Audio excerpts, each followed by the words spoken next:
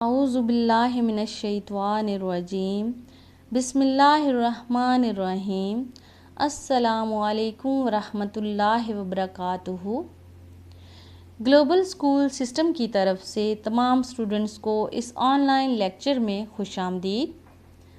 आज का हमारा मौजू है सूरह अनफाल का रुकू नंबर 3, जिसके हम आज मश्की सवालात और जवाबात और अल्फाज मानी समझने की कोशिश करेंगे।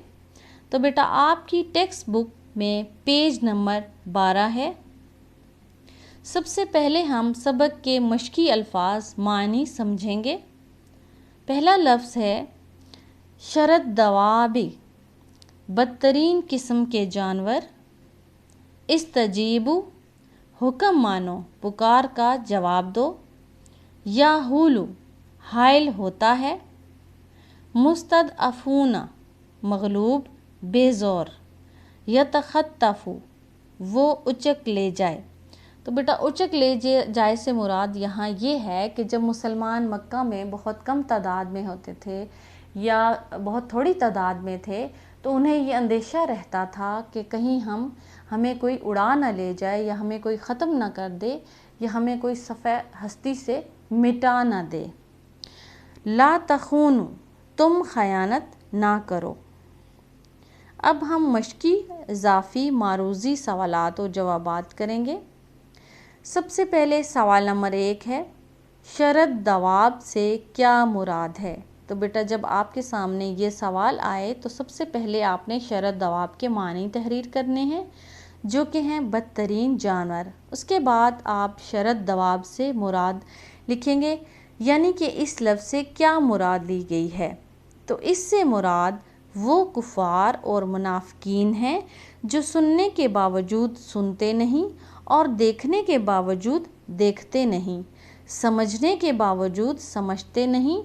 दरअसल ये लोग गूंगे और बहरे हैं। तो बेटा इस लफ्ज़ से ये भी मुराद ली गई है कि जो इंसानों की तरह बज़ाहिर सुनने और बोलने की सलाहियत रखते हैं, लेकिन वो करते क्या हैं कि वो अल्लाह की दी हुई नेमतों को अल्लाह और उसके रसूल के अहकाम समझने और उनके मुताबिक करने के लिए इस्तेमाल नहीं करते।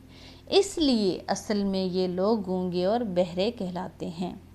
ये लोग बज़ाहिर में तो इंसान दिखाई दे रहे हैं, लेकिन दर हकीकत ये लोग जानवर भी कहलाने के हकदार नहीं हैं, बल्कि उन जानवरों से भी बदतर हैं जो कुछ नहीं समझते। तो बेटा अगले सवाल पे चलते हैं। सवाल नंबर 2, ला तखूनु और अर्रकबु का मानी तहरीर करें। ला तखूनु, तुम खयानत ना करो। अर्रकबु, काफिला। तो सवाल नंबर 3, माल और औलाद के फितने से क्या मुराद है। तो बेटा यहाँ पर आपसे पूछा गया है कि माल और औलाद के फितने से क्या मुराद है, ये दोनों चीज़ें किस तरीके से फितना बर्पा करती हैं। तो माल और औलाद के फितने से मुराद ये है कि ये दोनों यानी कि माल और औलाद इंसान को बुज़दिल बना देती हैं। इंसान के लिए एक बहुत बड़ी आजमाइश है। माल और औलाद क्या हैं? इंसान के लिए बहुत बड़ी आजमाइश हैं। वो इसलिए कि माल और औलाद जो हैं वो मोहब्बत, जो औलाद और माल की जो मोहब्बत होती है, वो ज़िंदगी में बहुत सारे ऐसे मौक़े आते हैं जो इंसान को मजबूर कर देते हैं और इसकी वजह से इंसान बुज़दिल हो जाता है या बख़ील हो जाता है और वो नेकी की राह में उसके जो कदम हैं वो डगमगाने लग जाते हैं। माल की मोहब्बत इंसान को दूसरों बल्कि बाज़ औक़ात अपनी ज़ात के लिए भी वो खर्च करने से रोक देती है। इसी तरह औलाद की मोहब्बत भी नेकी की राह में इंसान के पाँव की जंजीर बन जाती है, यानी कि औलाद और माल की मोहब्बत जो है वो इंसान को बर्बाद कर देती है, बुज़दिल और कंजूस बना देती है और उनकी मोहब्बत में इंसान हर तरह के नाजायज़ काम करने के लिए भी तैयार हो जाता है। ठीक है। सवाल नंबर 4, سورہ انفال میں کن لوگوں کو بدترین جانور کہا گیا ہے؟ تو بیٹا اس کے بارے میں ہم بہت ڈیٹیل کے ساتھ پڑھ چکے ہیں، رکوع کے اندر بھی اور ابھی ہم نے شرات دواب میں بھی پڑھا۔ بدترین جانور، ٹھیک ہے، یہ میں نے ابھی آپ کو ڈیٹیل میں بتایا ہے کہ بدترین جانور کون کہلاتے ہیں، یعنی کہ بدترین جانور وہ ہیں جو اللہ تعالیٰ اور اس کے رسول کے جو احکامات ہیں ان کو سمجھنے اور ان پر عمل کرنے کی بجائے وہ کیا کرتے ہیں، ان کو نہ سمجھی یعنی انسنی کر دیتے ہیں، اس لیے ان لوگوں کو گونگے بہرے کہا گیا ہے یا ان کو بدترین جانور کہا گیا ہے، بلکہ جانوروں سے بھی بدتر کہا گیا ہے، ٹھیک ہے، جو کچھ بھی نہیں سمجھتے۔ سوال نمبر 5، وَلَا تَكُونُوا كَالَّذِينَ قَالُوا سَمِعْنَا وَهُمْ لَا يَسْمَعُونَ کا ترجمہ تحریر کریں۔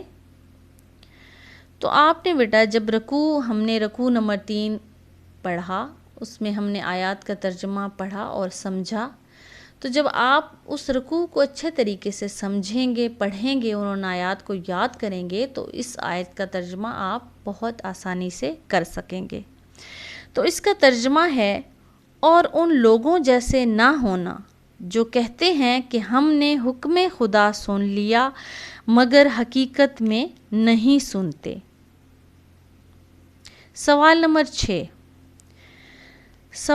6 جو ہے، سورہ انفال کی آیات میں خیانت سے کیا مراد ہے؟ بہت ہی اہم سوال ہے یہ۔ سب سے پہلے آپ نے خیانت کے بارے میں لکھنا ہے کہ آپ نے خیانت کو ڈیفائن کرنا ہے، یعنی کہ اس کے بارے میں آپ نے لکھنا ہے کہ خیانت کیا چیز ہے۔ خیانت لغوی معنی دھوکہ، بددیانتی، بے ایمانی وغیرہ کے ہیں، اور سورہ انفال میں 3 طرح کی خیانت کا ذکر ہے، ٹھیک ہے، یعنی کہ اس سورہ انفال اس رکوع کے اندر 3 قسم کی خیانت کا ذکر کیا گیا ہے۔ اب ہم نے ان 3 قسم کی جو خیانت ہے اس کے بارے میں پڑھتے ہیں۔ سب سے پہلے ہے اللہ سے خیانت، یعنی اللہ سے خیانت کیسے ہو سکتی ہے؟ وہ ایسے ہو سکتی ہے کہ جب ہم اللہ تعالیٰ کے حکم کی عدولی کریں، اس کی نافرمانی کریں یا اس کے احکامات کو ادا کرنے میں کوتاہی کریں تو یہ اللہ سے خیانت ہوگی، یا ہم اس کے حکم دی ہوئی باتوں کو یا اس کی جو کہی ہوئی بات ہے اس میں ہم خود سے اضافہ کر لیں یا اس میں کمی کر لیں، تو یہ ہم اللہ تعالیٰ کے ساتھ خیانت کے مرتکب ہو جائیں گے، ٹھیک ہے، یہ ہے اللہ سے خیانت۔ اب ہم پڑھیں گے رسول صلی اللہ علیہ وآلہ وسلم سے خیانت۔ نبی کریم صلی اللہ علیہ وآلہ وسلم کے اپنی امت پر کچھ حقوق ہیں، مثلاً آپ صلی اللہ علیہ وآلہ وسلم کی سنت پر عمل کرنا، آپ کا ادب و احترام، محبت و عقیدت رکھنا اور احادیث مبارکہ پر عمل کرنا۔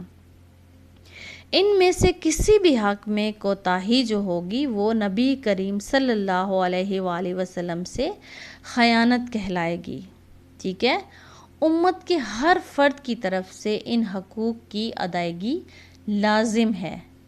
ان میں سے اگر ہم کسی بھی حق کی کوتاہی کر لیں بیٹا، یا ہم اس کو چھوڑ دیں یا اس کو ماننے سے انکار کر دیں، تو وہ نبی پاک صلی اللہ علیہ وآلہ وسلم سے خیانت کہلائے گی۔ نیکسٹ ہے جی، آپس میں خیانت۔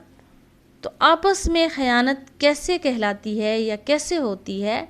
یعنی آپس کے معاملات دوسروں کے حقوق ادا نہ کرنا ہے۔ انسان پر بہت سے حقوق ہیں، ان کی پاسداری یا ان پر عمل کرنا ہر انسان پر لازم ہے۔ اگر انسان ان میں کوتاہی کرے گا تو یہ آپس میں خیانت کہلائے گی۔ اس لیے قرآن کریم میں ہمیں ہر قسم کی خیانت سے منع فرمایا گیا ہے، ٹھیک ہے، یعنی ہمیں انفرادی یا اجتماعی تمام اس میں ذمہ داریاں شامل ہیں، ٹھیک ہے۔ آپس میں خیانت کے بارے میں آپ کو بتا رہی ہوں کہ اس میں وہ تمام ذمہ داریاں آ جاتی ہیں جو کسی پر اعتماد کرتے ہوئے اس کے سپرد کی جائیں.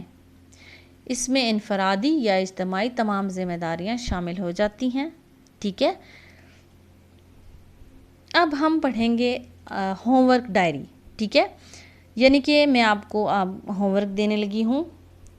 آج کے ہمارے ہوم ورک ڈائری ہے مشقی الفاظ معنی آپ نے یاد کرنے ہیں. ٹھیک ہے. مختصر مشقی سوالات، ان کے جوابات آپ نے اپنی نوٹ بک پر لکھنے بھی ہیں، صاف نیٹ اینڈ کلین، اور یاد بھی کرنے ہیں.